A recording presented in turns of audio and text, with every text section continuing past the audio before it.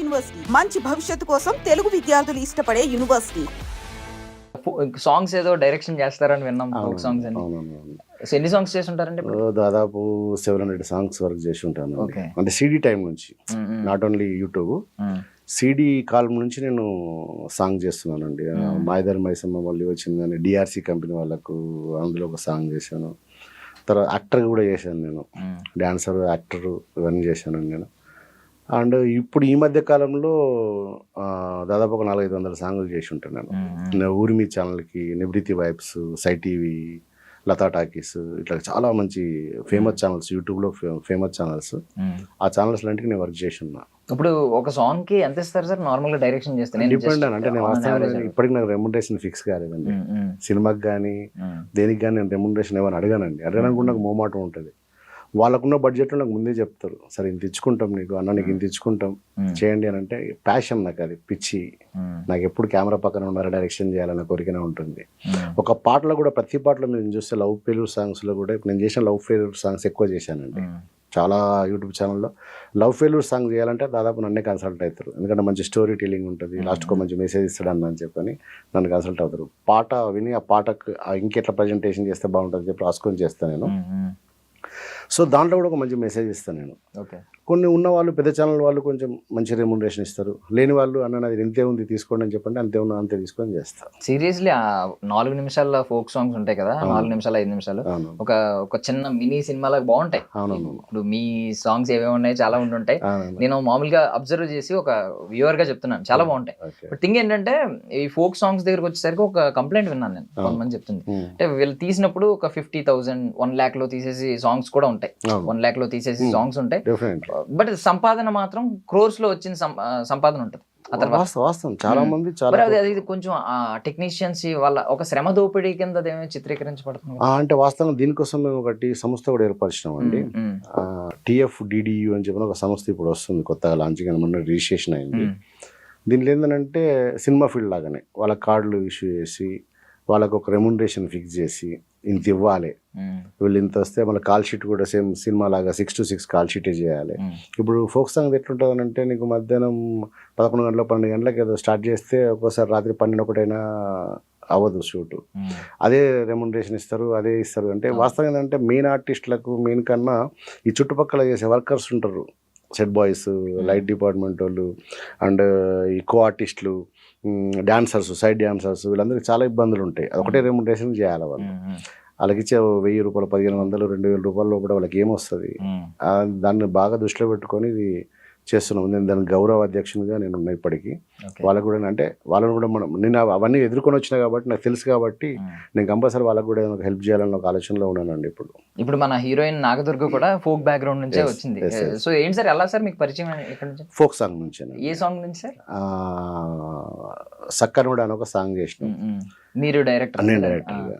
ఆ song first song మా ఇద్దరు కాంబినేషన్లో. అప్పుడు చేసినప్పటి నుంచి మా ఇద్దరి మధ్యలో ఒక మంచి బ్రదర్ అండ్ సిస్టర్ రిలేషన్షిప్ అండి. మా ఇద్దరు మంచి కోఆర్డినేషన్ ఉంది. అట్లా చేస్తే ఒక 3-4 సాంగ్స్, మొన్న లాస్ట్ టైం కూడా బతుకమ్మ సాంగ్స్ ఒక 6 సాంగ్స్ చేసిన అమ్మాయితో. నేను 6 సాంగ్స్ చేసిన బతుకమ్మ సాంగ్స్. ఇక అన్న నన్ను మస్తు పిలుస్తుండే. ఈ స్టోరీ ఎప్పుడైతే అనుకున్నామో, ఈ స్టోరీ అనుకున్నప్పుడు ఒక మంచి కొత్త అమ్మాయి కావాలి నాకు, ఒక టీచర్ లుక్ ఉండాలి. అండ్ అమ్మాయిని చూస్తే నమస్కారం పెట్టుకోబుద్ది కావాలి, సంస్కారంగా ఉండాలి అమ్మాయి. మీరు నాగదుర్గ చేసే పాటలను చూసుంటారు కావచ్చు. ఇప్పటికీ ఒక్క పాటలో కూడా ఇంతవరకు ఒక మేల్ పర్సన్తో ఆమె నటించలేదు, ఇంతవరకు నటించలేదు. అండ్ ఆమెకంటే ఒక ఫ్యాన్ బేస్ తయారు చేసుకుంది. వాస్తవంగా సింగిల్గా సోలోగా ఫ్యాన్ బేస్ తయారు చేసుకోవడం అనేది చాలా కష్టం. ఆ అమ్మాయి ఒక ఫ్యాన్ బేస్ తయారు చేసుకుంది. ఆమెకు సమ్ లాక్స్లలో ఫాలోవర్స్ ఉన్నారు ఆమెకు. సో ఇలాంటి అమ్మాయిని ఈ సినిమాకి బాగుంటుంది ఆ స్టోరీ అనుకున్నప్పుడు నాకు ఎందుకు ఆ అమ్మాయి కనబడింది అందులో. సో అప్పుడు వెళ్ళి ఒకరోజు రాఖీ పౌర్ణమి రోజు ఇంటికి వెళ్ళి రాఖీ కట్టించుకుని మరి కథ చెప్పారు. కథ చెప్పేసరికి వాళ్ళ అమ్మ, వాళ్ళ ఫాదర్, వాళ్ళందరూ చాలా కనెక్టివిటీ అయ్యి అదిరిపోయింది, చాలా బాగుంది, డిఫరెంట్, ఏదో నా కోసం రాసినట్టుందన్న సినిమా ఇది అని చెప్పని అమ్మాయి బాగా ఎగ్జైట్గా ఫీల్ అయింది. అనుకోకుండా జస్ట్ 1 monthలో డిస్కషన్, 1 monthలో షూటింగ్ వెళ్ళిపోయినాం మేము అంతే. ఇప్పుడు ఆ ఎర్ర రుమాలు కట్టి రుమాలు, ఆ దారి పొంట వస్తుండే, దెబ్బ వస్తుండే, ఇప్పుడు ట్రెండింగ్ లో ఉన్నాయి ఈ సాంగ్స్. ఇప్పుడు అమ్మాయి ఇప్పుడు ఆమె పరిస్థితి ఎలా ఉందండి? బికాజ్ ఆమె ఒక ఇన్ఫ్లుయెన్సర్ కింద కూడా, ఐ మీన్ సోషల్ మీడియాలో బాగా యాక్టివ్ గానే ఉంటుంది, ఆమెకు మంచి ఫాలోయింగ్ ఉంది. సో అది ఆ ఫాలోయింగ్ ఏమన్నా మన సినిమాకి ఏమన్నా ప్రమోషన్ వైజ్ యూజ్ అవుతుంది అంటారా? అఫ్ కోర్స్ కావచ్చు, ఎందుకంటే నేను వాస్తవంగా ఆమెను పెట్టుకోవడం కూడా ఇదొక రీజన్ కూడా ఉంటుంది కానీ మనం కూడా కొంచెం జనాలకి కొత్త వాళ్ళని పరిచయం చేస్తే తొందరగా కనెక్ట్ కాకపోవచ్చు. కొంచెం తెలిసిన అమ్మాయి ఉంటే అది సరిపోతుంది అని అనుకున్నాను నేను. ఆల్రెడీ యూట్యూబ్లో సమ్ లాక్స్ ఫాలోవర్స్ ఉన్నారు కాబట్టి డెఫినెట్గా నా సినిమాకి హెల్ప్ అవుతుంది. ఎవరైనా ఎవరికైనా ఉంటుంది కానీ కొంచెం ఇప్పుడు ఒక సినిమా తీసినప్పుడు ప్రొడ్యూసర్ కానీ డైరెక్టర్ గారు ఏమనుకుంటారంటే ఒక బిగ్గెస్ట్ పర్సన్స్ తోటి లాంచింగ్ చేస్తే మంచి అప్లాజ్ వస్తుంది అంటేనే, ఒకవేళ సినిమా బాగుందంటే ఆటోమేటిక్గా వెళ్ళిపోతుంది. కొత్త వాళ్ళని పెడితే మనం ప్రమోషన్ చేయాలి, రప్పియాలి, థియేటర్ వరకు జనాల్ని రప్పించడం కోసం ఏదో పనులు చేయాలని ఆలోచన ఉంటుంది కాబట్టి కొంచెం ఏదో పేరున్న అమ్మాయిని మాత్రం పెట్టుకోవాలని అనుకున్నా. కానీ ఈ కథలో నాకు మాత్రం అమ్మాయి కనబడింది, ఈ అమ్మాయిని పెట్టేసుకున్నాను. బేసికల్లీ ఇప్పుడు మా హీరోయిన్స్ కావచ్చు, హీరోస్ కావచ్చు, ఈ షార్ట్ ఫిల్మ్స్, యూట్యూబ్ సిరీస్లు వీటిలోంచి హీరోలు అయిన వాళ్ళు, ఐ మీన్ యాక్టర్స్ అయిన వాళ్ళు, మెయిన్ స్క్రీన్ కి వచ్చిన వాళ్ళు చాలా మందిని చూసాం. బట్ ఒక ఫోక్ బ్యాక్గ్రౌండ్ నుంచి వచ్చిన వాళ్ళు చాలా అరుదు. సినిమాల్లో వాళ్ళని అంత చాలా చాలా అరుదుగా ఉంటారు. లైక్ నాకైతే తెలీదు పెద్దగా, పేర్లు కూడా తట్టట్లేదు. యూట్యూబర్స్ లో నార్మల్ సిరీస్లు ఇప్పుడు కొంతమంది ఉన్నారండి, వాళ్ళు సిరీస్లు నార్మల్ గా తీస్తారు, ఒక స్టోరీ ఏదైనా తీసుకుంటారు. బట్ ఫోక్, ఇలాంటి ఫోక్, జానపదం వీటి నుంచి వచ్చిన వాళ్ళకి ఎక్కువ అవకాశాలు అయితే నాకు తక్కువ. నాకు తెలిసి మీకు చిన్న లాజిక్ చెప్తారండి. ఫోక్ అనేది జానపదం, తెలుగులో చెప్పుకుంటే జానపదం. జానపదం పుట్టింది తెలంగాణ ప్రాంతంలో. జానపద కళలు అంటారు, ఇప్పటికి ఇంకా జానపద కళలు అంటారు. జానపదం తోటి ఏదైనా అట్రాక్షన్ తొందరగా ఉంటుందండి యాక్చువల్లీ. ఇప్పుడు నువ్వు ఒక మంచి కమర్షియల్ సినిమాలో కూడా ఒక జానపదం పాటనే ఇవాళ మంచి ఒక యూట్యూబ్ సాంగ్ అక్కడ నీకు దాని మీద ప్రభావితం చేస్తున్నది. ప్రభావితం చేస్తున్నది. జానపదం అనేది ఇప్పుడు పుట్టింది కాదండి, ఈ సృష్టితో పాటు జానపదం పుట్టింది, మట్టిలో జానపదం పుట్టింది, పొలాల గట్ల మీద అమ్మలక్కలు నాట్లు వేసుకుంటూ పాడిన పాటలే అదే జానపదం. ఆ జానపదం రూపాంతరం చెందుతూ ఇప్పుడు యూట్యూబ్లో ఫోక్ ఇండస్ట్రీకి ఏర్పడ్డది. ఇప్పుడు ఒక తెలుగు హీరోయిన్, ఐ మీన్ ఆమె పెద్ద హీరోయిన్ అయింది, అమ్మో తెలుగు వాళ్ళకి అవకాశాలు ఇవ్వాలని ఒక బజ్ క్రియేట్ అయింది బేబీ సినిమాతో. వైష్ణవి చైతన్య గురించి ఇప్పుడు ఈమె ఫోక్ నుంచి నాగదుర్గ ఎంటర్ అవుతున్నారు మెయిన్ స్క్రీన్. సో ఈవిడికి కూడా అలాంటి అవకాశాలు ఫ్యూచర్ లో దొరుకుతాయి డెఫినెట్. కాకపోతే అమ్మాయి ఏంటంటే అమ్మాయి చాలా కాన్ఫిడెంట్ గా ఉంటుందండి. ఇప్పుడు సినిమా వచ్చింది కదా అని చెప్పి టకటక వాస్తవంగా అమ్మాయికి చాలా మంది ఇప్పుడు చెప్తూనే ఉన్నారు స్టోరీస్. నా సినిమా కన్నా ముందు కూడా, నేను చెప్పక ముందు కూడా అమ్మాయికి పిలిచి స్టోరీస్ చెప్పారు చాలా. అమ్మాయి ఏంటంటే చూజ్ చేసుకునే విధానం చాలా బాగుంది. పాట కూడా అమ్మాయికి నచ్చితేనే చేస్తుందండి. ఏదో పాట వచ్చింది డబ్బులు వస్తే కదా అంటే డబ్బుల కోసం చేయాల్సిన అవసరం లేదు, ఎందుకంటే వాళ్ళు ఆల్రెడీ వెల్ సెటిల్డ్ ఫ్యామిలీ. అమ్మాయి కూచిపూడి డాన్సర్. అమ్మాయికి ఇంట్రెస్ట్ అది నటించాలంటే దానికి రిస్ట్రిక్షన్ పెట్టుకుంది అమ్మాయి. అలాగే కనబడాలి, అంతే ఉండాలి నేను అని. ఆ డబ్బుల కోసం చేసే క్యారెక్టర్ అయితే కాదండి అమ్మాయి. పాట నచ్చాలి, ఆ టీం నచ్చాలి, అదంతా పర్ఫెక్ట్గా ప్లాన్ చేసుకుంటుంది అమ్మాయి. అందుకే ఇప్పుడు సినిమా కూడా ఆమె స్టోరీస్ ఎవరిని చెప్పగానే ఓకే అని చెప్పదండి.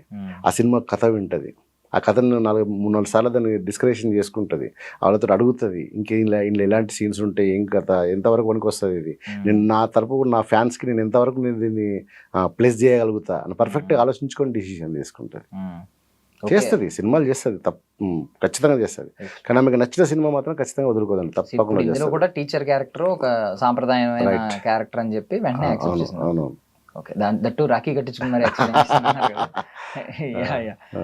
అంటే రాఖీ కట్టక ముందే తనకు చెల్లె, బట్ అంతే స్టోరీ చెప్పడానికి ఒక అకేషన్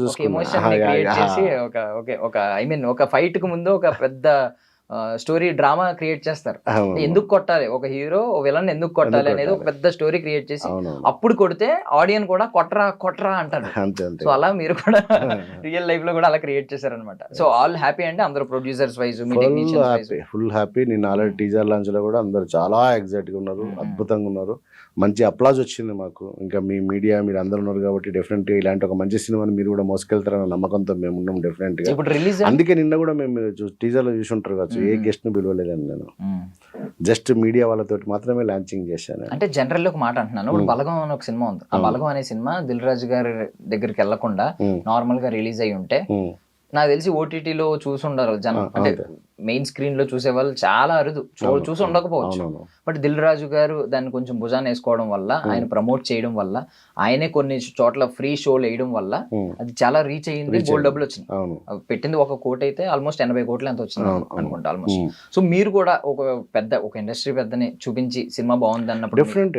ఇప్పుడు వాస్తవంగా ఏంటంటే ఎవరైనా సరే ఒకటి ప్లాట్ఫామ్, బిగ్ ప్లాట్ఫామ్ తోటి లాంచింగ్ అయితేనే ఏదైనా కానీ బాగుంటుందండి. అంటే జనాలకు తొందరగా రీచ్ చేయగలుగుతారు వాళ్ళు. ఇప్పుడు నాలంటోని, మా టీంలంటూ వాళ్ళు మేము కష్టపడి చేసినా ఎంతవరకు రీచ్ చేస్తామో కూడా తెలియదు మేము. బట్ ఒక పెద్దవాళ్ళు ఖచ్చితంగా దీన్ని భుజాల మీద ఎత్తుకోగలిగితే రేపు పొద్దున దిల్రాజ్ గారు కానీ, మైత్రి ఫిలిమ్స్ కానీ, చాలా మంచి మంచి డిస్ట్రిబ్యూటర్ సురేష్ ప్రొడక్షన్స్ కానీ, ఇలాంటి ఒక బ్యానర్ తోటి లాంచింగ్ అయితే మాత్రం రేపు పొద్దుగాల వాళ్ళ ప్లాట్ఫామ్ స్కెడ్యూల్స్ లో మీ సినిమా అనేది వాళ్ళకి కంట పడదు. సో మీరే వెళ్ళి డెఫినెట్ గా చూపిస్తాం, ఆ ప్రయత్నం చేస్తున్నాం అండి. ఆల్రెడీ నిన్న ఫంక్షన్ కూడా దిల్రాజ్ గారిని ఇన్వైట్ చేయడానికి ప్రయత్నం చేశాం. బట్ ఆయన లేరు, బయట అవుట్ ఆఫ్ స్టేషన్కి వెళ్ళారని చెప్పని ఆయన రాలేకపోయాడు అంతే. బట్ నా ప్రయత్నం నేను చేస్తున్నానండి. డెఫినెట్గా వాళ్ళకి ఏదో విధంగా నేను సినిమాని ఖచ్చితంగా వాళ్ళని చూపించి వాళ్ళనే అడుగుతా సజెషన్, ఏం చేద్దాం సార్ దీన్ని, ఇలాంటి ఒక సినిమాని ఏం చేద్దాం సార్ అని అడుగుతాడు. సురేష్ బాబు గారిని ఏమన్నా ట్రై చేశారా కలవడానికి? ఎందుకంటే బికాస్ దిల్ గారికి ఒక బాధ్యత పదవి వచ్చింది కాబట్టి ఆయన అవైలబుల్ గా ఉండకపోవచ్చు అందరికి. సురేష్ బాబు గారిని, రానా గారిని వీళ్ళందరినీ కలవడానికి ప్రయత్నం చేసినామండి. త్వరలో కలుస్తాను, డెఫినెట్గా కలుస్తాను.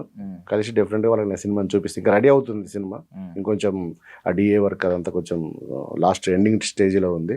ఇదంతా కంప్లీట్ అయిన తర్వాత కంపల్సరీ నేను డెఫినెట్గా చూపిస్తాను. రానా గారు పేరు ఎత్తారు కాబట్టి ఆయన కూడా ఎన్విరాన్మెంటల్ లవరే. ఒకప్పుడు అరణ్య సినిమా తీశారు. అవును, అరణ్య సినిమా తీశాడు. అంటే ఎవరు ఉండరండి ప్రకృతి ప్రేమికులు, మీకుండదా? డెఫినెట్. ఈ సినిమాని నేను మా టీం అందరం కలిసి మొన్న ఊరికే ఒక రంతులో సినిమా వేసుకొని చూసుకున్నాం ఒకసారి అందరం కలిసి. చూసినప్పుడు అందరిని కూర్చోబెట్టి అడిగా నేను, ఏంటి సినిమా పరిస్థితి, మీకు అనిపించింది ఏదైనా చెప్పండి అని చెప్పంటే, ఈ సినిమాని బాగలేదని ఎవరంటారన్న నాకు అర్థం కాదు. ఒక సినిమాని బాగలేదంటే ప్రకృతి నచ్చనోడే అంటాడు. ప్రకృతి నచ్చినోడు ఎవడుంటాడు? అక్కడ నాకు ప్లస్ అనిపించింది. అంటే ఈ సినిమాలో మనం ఏం చెప్పాలనుకుంటున్నాం అది కరెక్ట్గా మనం ఎక్స్ప్లెనేషన్ చేసినాం, దాన్ని ప్రజెంటేషన్ చేసినాం. డెఫినెట్గా ఈ సినిమా అందరికి నచ్చుతుంది అన్న ఒక కాన్ఫిడెన్స్ అయితే నాకు వచ్చిందండి. So final I wish you all success అండి. ఒక మంచి ఉద్దేశంతో స్టార్ట్ చేశారు కాబట్టి అది మీకు సుముగా కూడా మారాలని నేను మనస్ఫూర్తిగా కోరుకుంటున్నాను. Thank you so much. And అలాగే నిజంగా మీలాంటి వాళ్ళు, అంటే మీలాంటి ఐ డ్రీమ్ ఇలా ఛానల్స్ ఇలాంటి వాళ్ళు మాకు సపోర్ట్ చేసి మా సినిమాని మీరు కూడా దీన్ని ఖచ్చితంగా మోసుకెళ్తారని చెప్పి, జనాల వరకు మీరు మోసుకెళ్తారని చెప్పని మనస్ఫూర్తిగా నమ్ముతూ, మీ రాజ్ నరేంద్ర. Thank you.